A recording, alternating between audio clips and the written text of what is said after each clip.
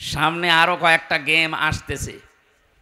ইউনূস ভালো কি খারাপ এটা আমি জানি না, উনি কাকে কে ওনাকে চালাচ্ছে এটা আমার দেখার দরকার নেই, কিন্তু আমরা এই বলয় থেকে বের হতে চাই। কারণ এই শয়তানরা 54 বছরে উপকার করেছে যা, যদি 10 টাকার উপকার করে 90 টাকার ক্ষতি করিস। আর সবচাইতে বড় ক্ষতি হচ্ছে আল্লাহর ঘরগুলো তারা ভাঙছে। এর চাইতে আর কি ক্ষতি হতে পারে মুসলমানের? আমার ঘর ভেঙে দিলে আমার এত কষ্ট লাগতো না। আর মিথ্যা ধোয়া তুলছে, দিনের পর দিন যায় আর ধোয়া তোলে যে এখানে 500 বছর আগে নাকি মন্দির ছিল। বিশেষ করে বাংলাদেশের শাপলা চত্বরটা নিয়ে, আর ওদিকে বিডিআর হত্যা ভালোভাবে জানে, প্রমাণ সব তো আছে ইন্টারনেটে। শাপলা চত্বরে কিভাবে কি করেছেন সব প্রমাণ এখন বের করে ফেলছে। ওরা তো আমার বন্ধু না, বারবার এদিকে বিএনপিকে ধরে, জামাত ইসলামকে ধরে, রাজনৈতিক যত দল আছে বড় বড় তাদেরকে বারবার, বিশেষ করে সেনাবাহিনী যারা আছে এদেশে, এদেরকে চেষ্টা করেছে যে যে কোনো কায়দায় যেন এটা বন্ধ করা যায়। এটা বন্ধ ইউনূস করেনি, এটা অলরেডি চালু হয়ে গেছে। আন্তর্জাতিক আদালতে মামলা অলরেডি হয়ে গেছে, এখন এদেরকে ডাকা আরম্ভ করবে সামনে।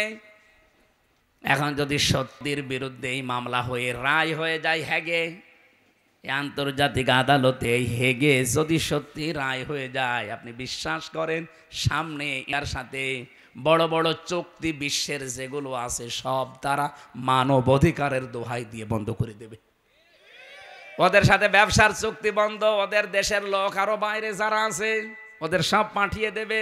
সে তো ধুতি পইলে আছে, ধুতি খুলে বাকি যা আছে ওইটা বেরিয়ে যাবে। ও কি পাগল হয়েছে এমনি?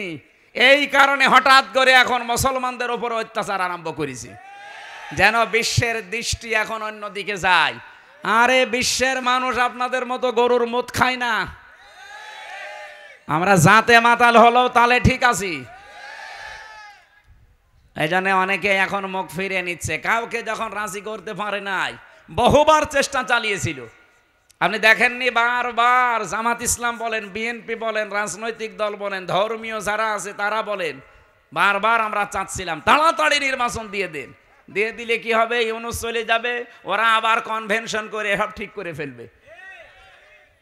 আর ও চাচ্ছিল যদি এভাবে অন্তত 2 বছর কেটে যায় তাহলে এ দেশ কন্ট্রোলের বাইরে চলে যাবে। অলরেডি এখন সামরিক একটা ঘাঁটি তৈরি হচ্ছে, আপনি দেখেছেন এই কয়েকদিনের ভেতরে মুখ শোকাতে শোকাতে এখন মনে হচ্ছে বান্দরের পেছন হয়ে গেছে।